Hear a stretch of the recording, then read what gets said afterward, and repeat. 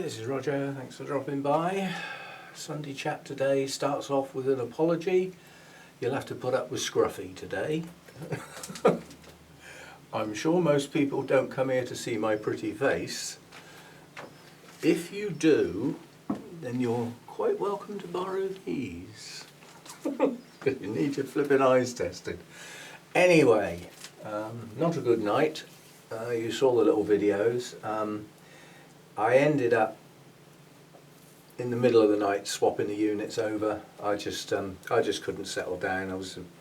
I decided to stay downstairs and sort of sleep on the settee. Of course, the cats love that, don't they? Oh, somebody's face to walk on in the middle of the night.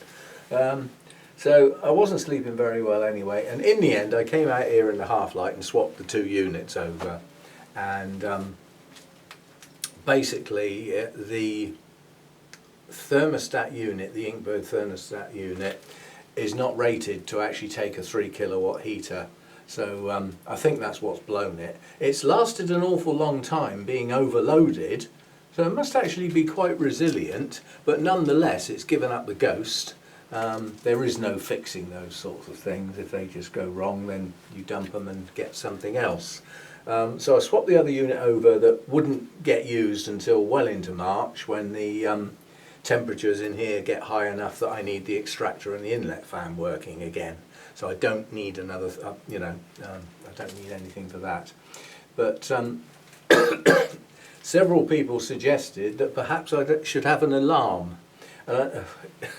Because I couldn't settle, so 4 o'clock in the morning, the cats had their breakfast, and I'm searching the internet trying to find some sort of alarm system. Now, obviously, there are various methodologies involved.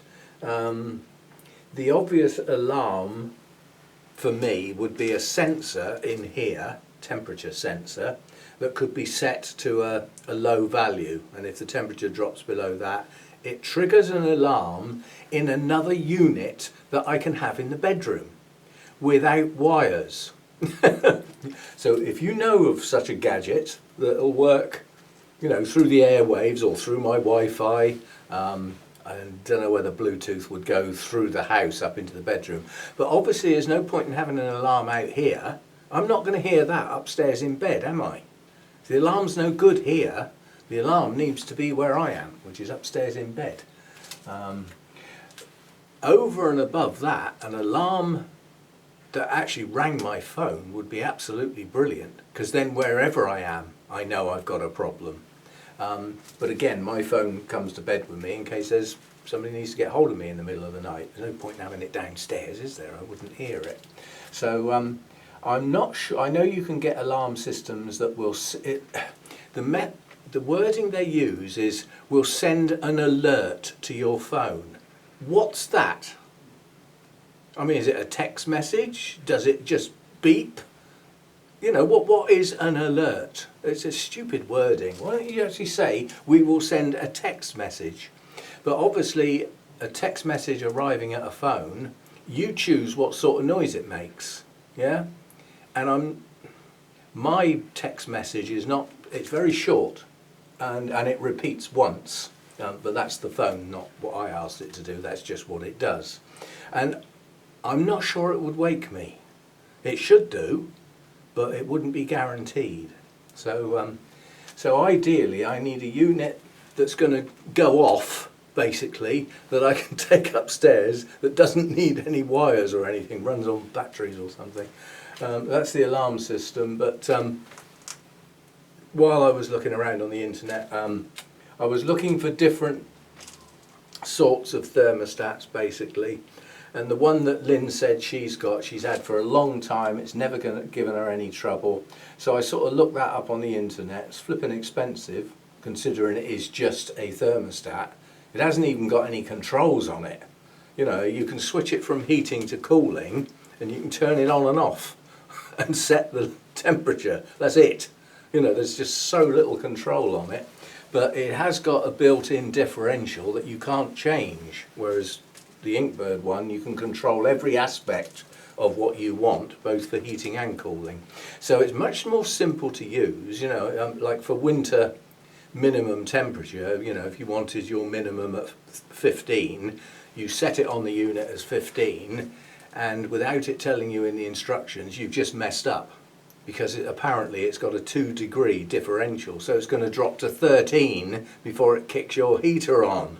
Yeah, but I would know that in advance. Yeah, but a 2-degree differential is quite a lot, and you can't change it, you can't adjust it. But nonetheless, it's incredibly reliable. But what I wanted to say is the company, I've forgotten what it is now, BioGreen or something, German company, often pair it with a very sturdy, substantial 2-kilowatt heater, floor heater on a stand. And as a pair, again, relatively expensive, but I have to get this head, stop it. I'm not going to pay for it, am I? YouTube's going to pay for it. It'll come out of my extra pennies that I get, that I've always said is for things to keep this going. So instead of worrying that that's coming out of my own bank account, it's not. So I haven't ordered it yet, but I think I probably will when I finish this video. And actually just get that thermostat to go with that heater. And that thermostat is rated at 3 kilowatts, but it would be running a 2 kilowatt heater. Then I've got this heater and that thermostat as a secondary backup. What I did with the heater was just switch it. It's switchable between just blowing air, 1 kilowatt, 2 kilowatts and 3 kilowatts. So I just turned the heater down to 2 kilowatts so it's not overloading the unit now. And without overloading the unit or doing anything daft, the unit may well last a long time. And I know people that have had one of them like 3 years plus and they're still working fine. But as I said, I overloaded mine, and that's probably what fried it. Basically, it's fried the part of the software, or hardware it'll be, not software, that actually decides you've reached your temperature, I'd better turn off the current now. And that bit just isn't working anymore, it just stays on. Apparently, if you bang it hard, you might fix it for a week or two. Somebody said. I'm not trying it. Anyway, so I've got I have a heating system now. It is controllable. Everything's working fine. So I'm back how I was. My heater will kick in at the appropriate temperature. Everything's as it was. But what I did was I adjusted my differential from 1 degree to ½ a degree. Yeah. So when I set it at well, what I've done now is I've set it at 14.5, so when it drops to 14, which is what it was doing before, it'll kick the heater on and bring it back up to 14.5. So I've split the difference, so the heater has gone down in power, so to get the same amount of heat in here it's going to have to stay on longer, but by reducing the differential I'm not trying to do as much with it. So it's staying on for a little bit longer than it did before to do ½ a degree. But obviously it's only using 2 kilowatts of power. So that's what I've done to get everything back up and running. And I think this afternoon I'm going to find the best deal on that thermostat with the heater, and then have that as my main heating unit with the thermostat to control it, and have this cheaper thermostat and this heater as a backup system, which will be set to something like 12 degrees, something like that. Yeah. So if my normal sort of somewhere between 14 and 15, if that heating unit fails or anything goes wrong with that, the temperature starts dropping down. If it gets down to my secondary level, the second heater will at least stop it getting down to 5 degrees like it did before. Couldn't win, could I? Either 5 degrees and no heat at all, or the heater wouldn't shut off and I was getting up to my daytime temperatures. Gadgets, kit. But, you know, if you go down that path, so be it. I mean, even Todd's had a problem. I mean, he decided he'd have a propane gas heater for his polytunnel, and it was working absolutely great till he found out it gives off poisonous fumes. Well, it's not something you may know, you know, unless you read it somewhere or somebody said, oh, don't do that, it gives off nasty fumes.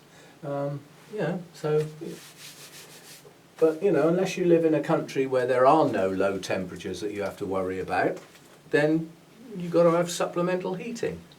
And I mean, strictly speaking, in a place like the UK, you need supplemental flipping lighting as well if you want to do the job properly. I just can't be bothered.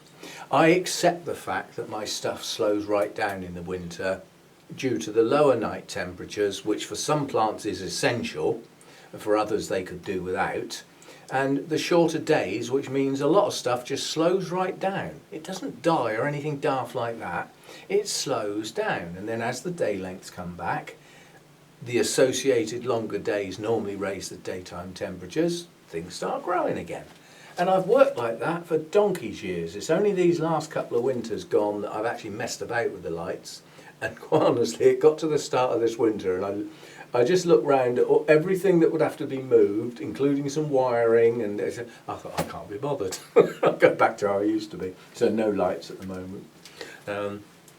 Anyway, the rest of this is going to be a flash talk through my feeding and watering by season. Yeah, starting now. So we're starting in winter as we head to come out of it. We're not out of it yet, you know, we're still on days less than 9 hours, so we're still on short days, we're still on low temperatures. Half the country's under snow this morning, so we didn't get any, of course, we never do. So, at this time of year, I've got sets, as I've always said. So we've got what I'll call the cooler, shadier types. These are Masdevallias, Dracleas. I've had a long night. Don't laugh, I'll find you. So we've got Masdevallias and Draculas. We've got Restrepias and my Miltoniopsis. That's a set. They are a set that should not go totally dust dry ever. They should always be at least slightly moist. And they're not affected that much by the cooler winter temperatures because they actually like it like that. They're still affected by short days, so they still slow up. And if they slow up, they're not going to need as much feed or water. Now this time of year that set is getting watered. I looked at them today and I thought, no, you can wait till tomorrow. That will be the 9th day since they got watered last. So 9-day cycle for those at the moment. They get fed every 3rd watering through the winter time. Now work that out. You sort of start doing a few logistics here. If I'm watering every 9 days, yeah, and they get watered on the 3rd watering, how long between feeding? It's nearly a month, isn't it? So how much feed are they getting in the winter? Hardly worth talking about. What level of feed do they get? 70, 80, TDS of 70, 80?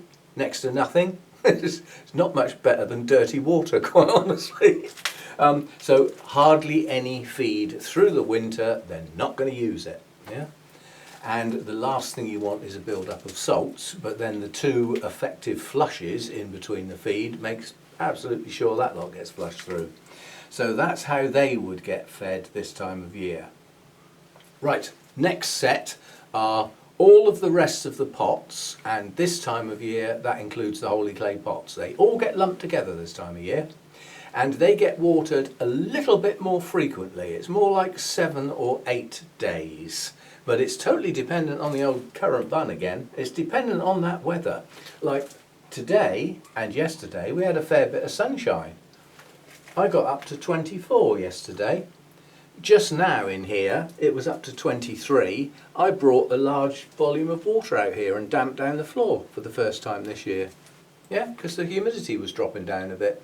I put the large circulating fan on, you know, blow some air around, just stir it up a bit.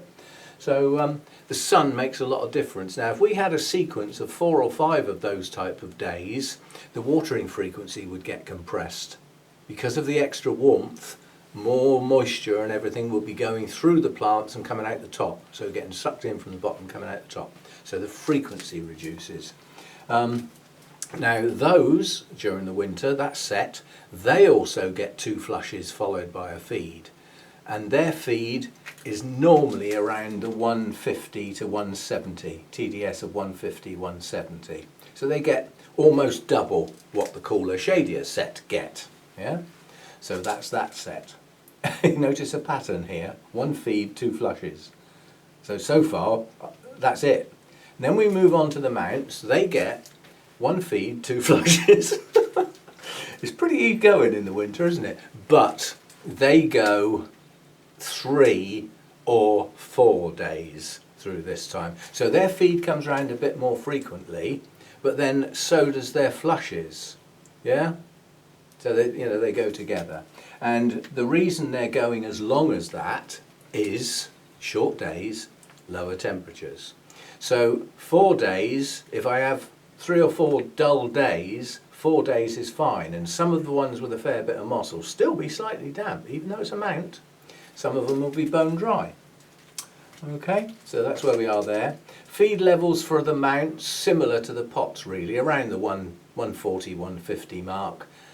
Some of them are actually growing. Some of the Oncidium types are pushing a bit of growth here and there. Not a lot, but some. So short days holds them back all the time. The other type of feed is the Vandas, which I'm not going to muck about with. They get thrown in the bucket and left to soak for a bit when I water the mounts. So they're on the same frequency. Their feed is in the bucket and it's relatively low through the winter, but they get fed every time until I change the water in the bucket. Then they'll get a really good soak in nice clean water and a slosh up and down to give the roots a bit of a rinse, disturb them, sort of rinse them off. So that's how it goes. As we get towards the end of February, we missed out the winter resters, didn't we? Those are mounted and they get watered, never fed through the winter time, every third go. So if I'm watering every 3 or 4 days, 3 lots of that, and they get watered on a flush run, so that I don't have to worry about mixing up or not having 2 sort of separate sets of water. And they don't get a thorough watering, they get a trickle, just to stop them desiccating. Now let's get into February. Once we get to the end of February into March, we're jumping into what I call the start of spring proper, start of the growing season proper.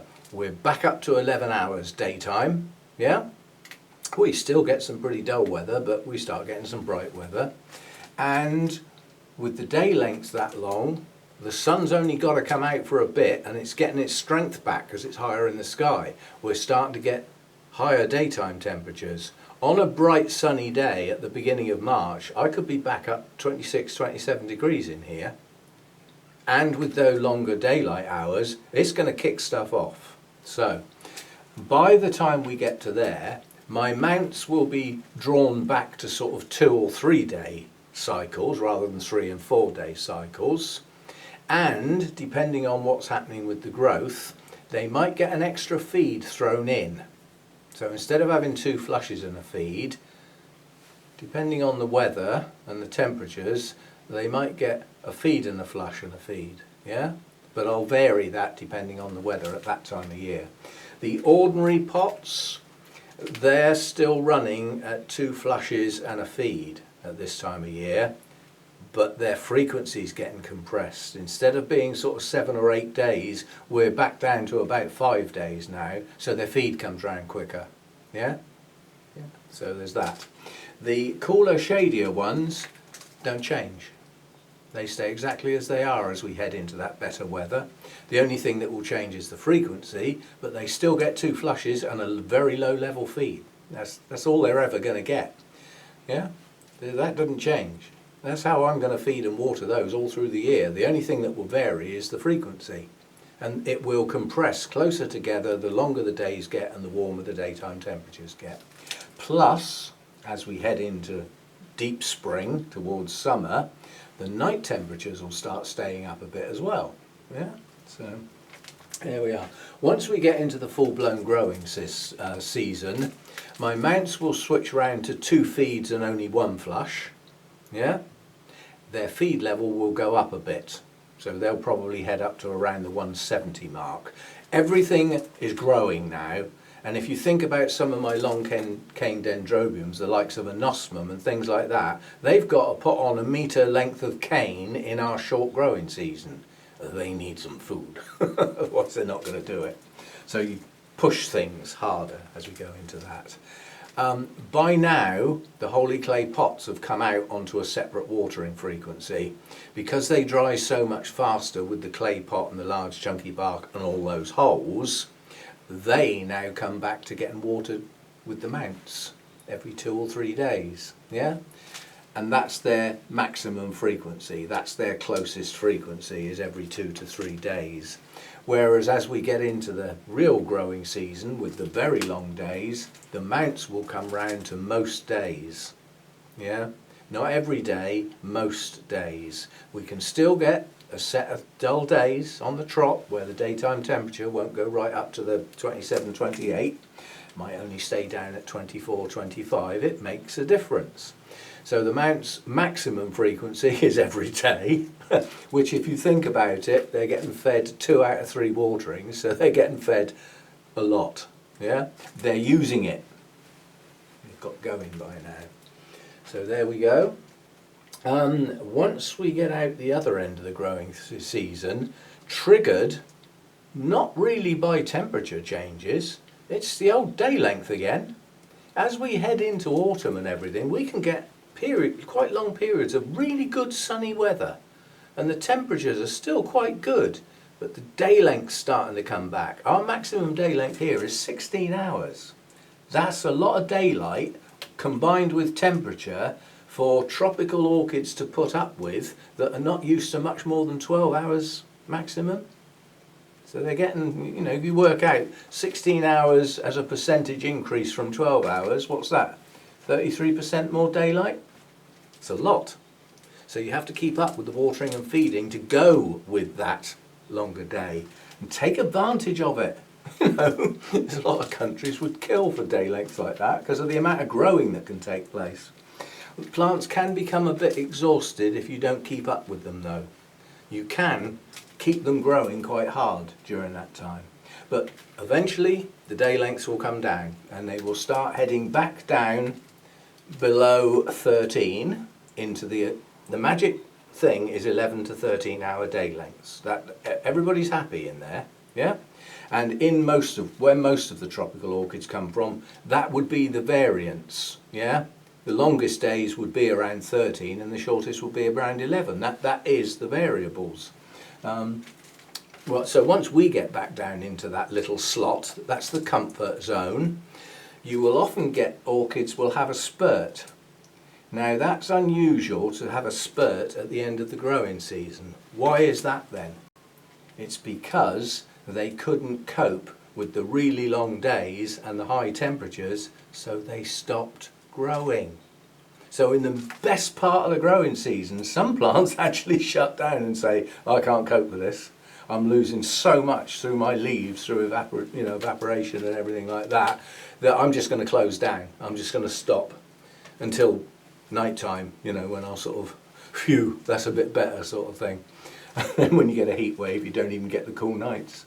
But yeah, some plants will stop growing through that maximum period there, or slow right down. So watch out for that. It can be quite visible. Things like my Coelogene cristata, that will probably stop growing if we get a warm season, warm summer. It'll just shut down. It'll just stop, and so it'll seem like it's having a spurt in the autumn, when in fact it's just coming back into where it should have been all through the summer if it had normal day lengths where it comes from. Southern China, I believe, at a guess. But yeah, so as we go into autumn, the day lengths get shorter and shorter. Plants will start to slow down. Eventually, you need to start looking at your plant. What's my plant doing? And this time of year, it's probably more important than anything else. Has it finished its season's growth? Because if it has, you need to wind the feed right back. No point in stonking loads of feed in if it's just sat there saying, look, I've finished growing, I'm having a quiet spell. Don't keep pouring feed in the pot. You'll just break down your media and potentially lead to some problems with your roots. So don't go mad.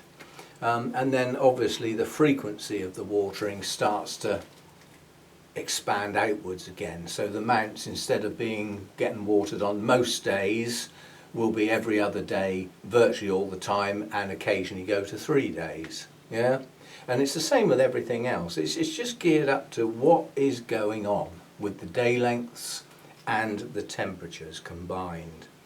And the other thing I would say, although it's got nothing to do with feeding and watering, somebody's going to say, what do you feed with? I use the MSU formula across the board, which I bought from one of the manufacturers direct in the States and paid quite a lot for the postage. It's not ridiculously heavy, but it's a £2 bag basically, so it weighs £2 plus a bit of packing. So the shipping cost was relatively high, but what I did was I just sort of thought, well, hang on, I've paid this amount. I think the actual £2 pack with the shipping was, I think it was around 50 quid, which sounds an extortionate amount. There's well over 3 years worth of feed there. I may even get into the 4th year. Now work it back. Come back from the amount I paid, the number of years it's going to last, and the number of orchids it's going to feed. It's not expensive at all, is it? And it's what I want, and you can't get it here. The closest you can get to the MSU formula here is the Akerns Rain Mix, and that's a good fertiliser as well. Personally, I don't like it. I think it's got too much sulphur in it, especially when you've got a lot of mounts where there's an awful lot of bare roots hanging out there. I'm not too happy with that, but it's a very good fertiliser. It is basically a copy of the MSU fertiliser with some tweaks. It's not identical, it's with some tweaks. So, you know, when you read that it's based on the MSU fertiliser, it is based on it, not copied it. It is different. But that works quite well.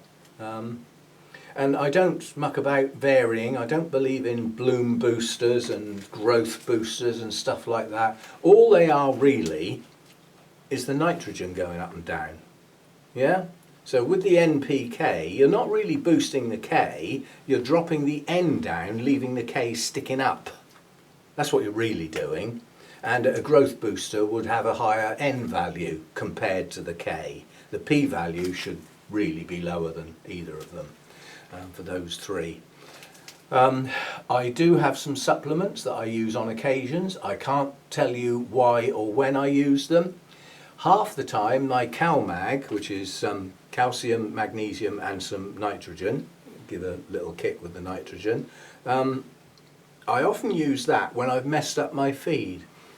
So in my mind I want a TDS of say 180, and I pour my water in my mixing thing in there, and I put a guesstimate, you know, that's an imperial guesstimate on the end of the spoon, splat, leave it for a bit, give it a stir, stick my TDS meter in it. Oh blast, it's only 150. I can't be bothered to go and open up all the thing and have another guess, so I'll put some CalMag in to take it up to 170 or 180, whatever it was.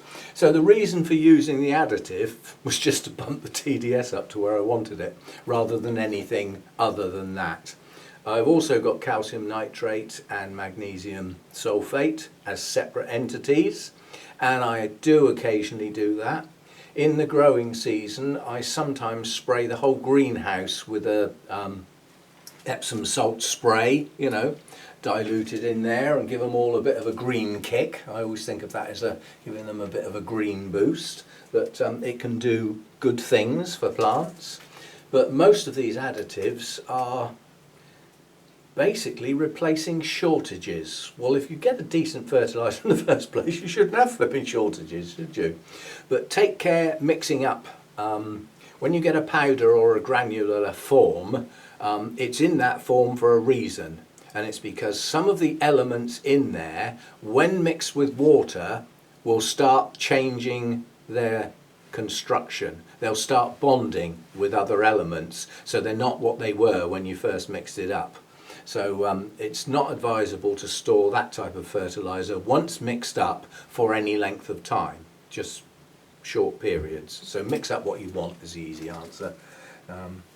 If it's a liquid feed, then it will last for as long as it says on the bottle. You know, it's shelf life, you know. So they're not so bad. They've chosen components that allow them to stay in the liquid without that bonding process. It's the powder and the granules only get that bonding process once mixed with water, and they come in contact at those levels, you know, sort of down at cellular level, I suppose you could call it. And I also have some seaweed extract, you know, that type of thing, which I chuck a bit in now and again. And those additives are a bit hit and miss. I know that when things are growing very well, I'm more likely to add some calcium nitrate in with my normal feed to bump up the calcium and the nitrogen a bit. What I'm really doing is bumping up the nitrogen a bit because I haven't got another way of doing it. But you should always back that up with extra calcium, because if you start boosting the greenness, the growth, the fleshy bit, if you haven't got the calcium to back it up, it'll go all loose and floppy and you'll get weaker growths. The calcium makes everything nice and rigid and strong, and it also has an effect on some of the other elements and actually makes them more available in some cases. But I always say with additives, don't overdo them. You know, even if you think you really know what you're doing, it's not natural. It's not natural. And you can put things quite out of balance. For instance, you know, let's say my calcium nitrate, I normally add that in, I increase the TDS by about 40 parts per million. What's the difference between doing that with my pots feed in the growing season, which is a TDS of 180, and my cooler, shadier Masdevallia feed that's at 80 parts per million? You think of the balance of my fertiliser at 80 parts per million, and then you chuck 40 parts per million in of calcium, you're going to chuck everything way out of balance. That's not a good idea. However, if it's at 180, a TDS of 180, 40 parts per million of calcium is only taking the existing calcium up by a relatively small amount, and the nitrogen as well. Yeah? And it's not enough to throw everything out of balance. So go steady with additives. I'm not saying don't use them. They achieve some good things and some good results. But personally, I don't believe they're absolutely necessary if your main fertiliser that you use has got everything in it in reasonable quantities.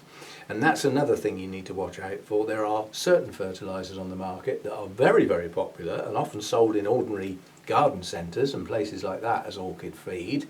And there is a bloom and a growth version of it. Have a look at the percentage of what's in it. My fertiliser is around I think it's around 11% nitrogen, about 15% NPK, whatever the K is, I've forgotten. Brain won't work. My brain's still at 4 o'clock in the morning. So 11% nitrogen, which is your growth element combined with some other stuff. And if you have a look at this particular popular one, I think the nitrogen's down at about 2 or 3%. Wheat is stronger than that. It's an incredibly weak feed. You'd have a hell of a job to overfeed.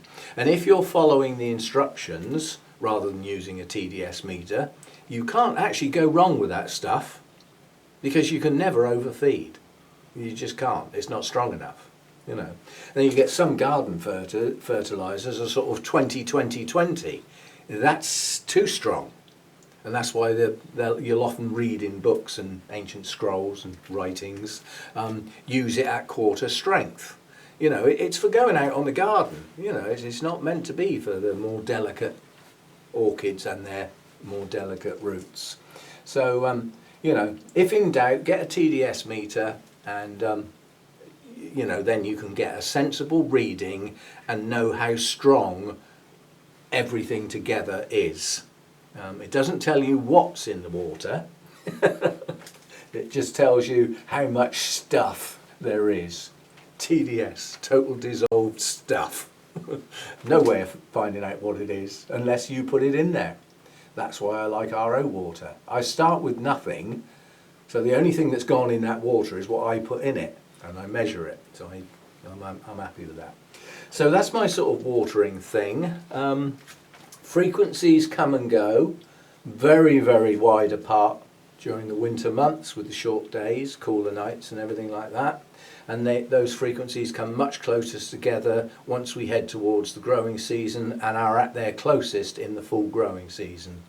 But as I said, take care. Some plants, if you get a lot of heat in the summer months with the long days, they'll just quit. They're like, nope, I don't know what I'm supposed to be doing here, so I'm going to stop. And they just stop growing. But the things that like the extra warmth and will put up with the longer days are at their best. They're growing at their fastest. So there we go. That's that lot. As I said, you've got some ideas of the TDS levels I use. I know there's quite a few of the growers in both of the orchid societies I belong to. When you use the expression TDS, they frown, as though you're talking an alien language, because they all use microsiemens. Yeah? Well, if you read or hear people talking about that, the rough calculation is about 2/3. So if somebody says 300 microsiemens, that's somewhere around a TDS reading of 200, 2/3. So you can sort of come back from it. But microsiemens is a far, far more accurate way of doing things. I know somebody feeds their cattleyas at 600 microsiemens during the growing season. So that's a TDS of 400. But then they don't feed very often. I like the idea of feeding frequently at much lower values, because to me it represents a little bit more like what nature would be up to. You know, obviously every time it rains, things are getting washed down from the tops of the trees, down the branches, down into the moss, blah, blah, blah, and eventually down into the ground. And that's nature's way. And orchids grab a bit on the way down. How much can they grab? Well, I doubt if there's a lot there. You get somewhere like, the actual proper tropical forest, Philippines and the likes down through that belt, down through there. In their rainy season, it absolutely chucks it down virtually every day. Well, if it chucked it down yesterday and washed everything down out of the trees, what do you think's going to be in that water the next day? Not a lot, because it washed it all down the day before. And by the end of the season, what's getting washed down is probably next to nothing. It's got washed clean, in effect, if you think about it. So I don't think many orchids get a lot of feed, except perhaps those that grow in the ground or on the ground. There's a lot more food available down there than there is hanging on a branch. So there you go. But you choose your method, you choose your own thing. I would never try and tell somebody how to feed orchids, or what with, or how strong, or how often. I'm just saying that what I do. And it's changed. You know, if you'd asked me that 4 or 5 years ago, you'd have got a totally different answer. Yeah? But that's my plan for this year, which is basically a replication of what happened last year. Yeah? So I feed low and I feed often, but not so in the winter when nothing much is going on, basically. So there we go. There was something I wanted to show you. Oh yeah, I was just going to say, where did I put it? Oh, there it is. I got it out while I was watering. The first Nobile will be out soon. So that'll be the first Dendrobium of the year. And this is the one that's out of season.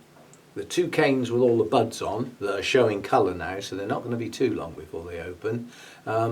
Those two canes started growing in the middle of the season and grew on sort of through the winter, and then sat there and have decided to bloom now, early. The other two canes that were grown in the right time of year during the last growing season have got no signs of buds yet. They might not actually flower, and there again they might do something stupid like flower in the middle of the year.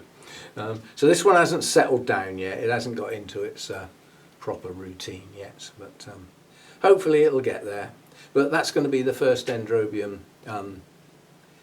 of the ones that are the winter into spring bloomers. I was just going to say it's might not be the first one to open in actual fact, because the Spectabile, which I can't get at, those buds are pretty flipping big. They're going to be open soon, and we've got the Eximium crossed with Rhodostictum. And the more I look at this, the more blinking spikes I find, which is good. So this is the one that's most advanced. And then if you come round, that one's got a spike. That one's got a spike hiding under the leaf. That one's got a spike. Coming on round this side. That one's got a spike. That one in the middle's got a spike. And even this one with the dodgy leaf round here has got a spike. Oh, the heat has just come on. I will stop that. Just because of the noise. I mean, I've nearly finished now anyway. Yeah, so there's an awful lot of spikes on here. And it looks like it's going to average 2 or 3 blooms per spike. That one's got 3. That one's got 3. There's new growth down there as well. So that's going to have, and this is a Latoria, and half of it is Rhodostictum. Blooms last well up into 2 months, towards 3 months. So these are all going to be out together, unless something goes dramatically wrong. Oh, there's even a little spike on that tiny growth. There's going to be a lot of blooms on that, basically. That's going to be quite a nice show. And then you sort of ask yourself, as a plant, what happened here then? That was a new growth not that long ago. It's just gone. Leaves have just collapsed. And no, it wasn't the cold from last night. They were like that beforehand. But we could get, as a result of that bit of a catastrophe with the heater, or with the thermostat, not the heater, we could have some leaf loss as time goes on. Leaf loss from cold damage is normally relatively quick to show the signs. It looks like burning. It almost looks like sunburn. It's basically cell collapse. Cells are dead. They've just been killed. And we may get some of that. I might have got away with it. We may get some. We'll have to wait and see. And the serious cell damage that gets into the structure of the plant will kill the plant. And that will happen within a week or 2. The plant will just collapse. Hopefully we won't have any of that nonsense, but the susceptible ones are things like the Aerangis, Psychopsis possibly. There's a couple of Phalaenopsis in here. They're not going to flipping like it, are they? But they've lived out here for some time. They are used to much cooler temperatures, but not that cold. Latoria's susceptible to leaf drop if they get cold. They'll just dump their leaves. They've got a good way of surviving a cold snap. Just dump the leaves. Well, when times get better, we'll grow some new shoots and have some shiny new leaves. But temporarily, I can't support these leaves, not in these sort of temperatures, so they just drop. Most disconcerting because it looks like your plant's died. Don't give up on dendrobiums because they've dropped their leaves. Just dry them off, keep them ticking over very, very slightly, and you will probably find they'll shoot out again. Maybe, maybe not. Okay, that's it for today. I haven't done a feed and watering type thing for a very long time. So anybody asks again, they will get referred back to this one, because that's my plan for this year. Yeah, that is my extended plan, and I am highly likely to stick to it. There's not much going to change my mind, highly unlikely. We will see how it goes, but I can't see me changing my mind. Feed low and often and make sure there's a flush in there. Yeah, that's my sort of way. And yeah, I'm going to sit down and try not to fall asleep. Cats thought that was highly amusing, me settling down on the settee. You know, at one point I felt a weight on my chest and I opened my eyes and there's a cat, like here. Face and whiskers all, get off. Yeah, they thought that was highly. That's why they had their breakfast at 4 o'clock in the morning, because I got fed up with them not settling down because I was downstairs. Little tykes. Still, it's a one-off night. At the end of the day, you know, by the end of tomorrow, it will be forgotten. But I will probably be more tired tomorrow than I am today. But we get a good night's sleep tonight, have a nice meal and everything. And I think I'm gonna. I just cannot get out of an old style mentality of when I didn't have much money and I had to go really careful what I spent. Whereas, you know, with the YouTube money and the retirement pensions and everything, I'm better off now than when I was at work. Well, not far off it, and I do far less, not paying for fuel in the car because I'm not allowed to use it. So, I think I can just go and order that heater with the thermostat and suffer the cost, My YouTube money for this month should be in my bank account. What's today, 24th? Tomorrow, 25th. It usually swings across on the 25th. So, and it more than covers the heater and the thermostat. So I think we'll just go and get it ordered and get it in here and get it set up. And then what's here now, which works fine, will do when I plug it back in, that can be my backup system set at a lower temperature. Yeah. And I think with two systems, I don't need to mess about with alarms and stuff as well. I don't need it all. I've managed this long without all that, and had no major disasters. So I think we'll run with that. Just get a backup heating system, which can then be just completely shut down in the winter time and kept just for the heating. And then this lot can be switched around like I normally do. But I will need another thermostat because obviously I've taken away the thermostat that controls the extractor and the inlet fan. And quite honestly, I'd be happy to get another Inkbird one, because I mean that's two fans. You're not even running at a kilowatt to run two fans. They're something like 40 to 60 watts, I think they run at. They're not high powered, so that the Inkbird one will run those quite happily, as it has done since I got it. So, but I don't need that yet, so I don't need to worry about ordering that yet. So we'll see how we go, and I expect that's gone on far too long. What does it say up here? It says your battery's about to run out. That says 46 minutes. That's more than... You see what I mean about me being all scruffy? I haven't even had a shave for several days now. Still, you didn't come here to look at my pretty face, did you? It's a good job you didn't, because you haven't seen it, have you? Because I haven't got one. See you next time. Bye for now.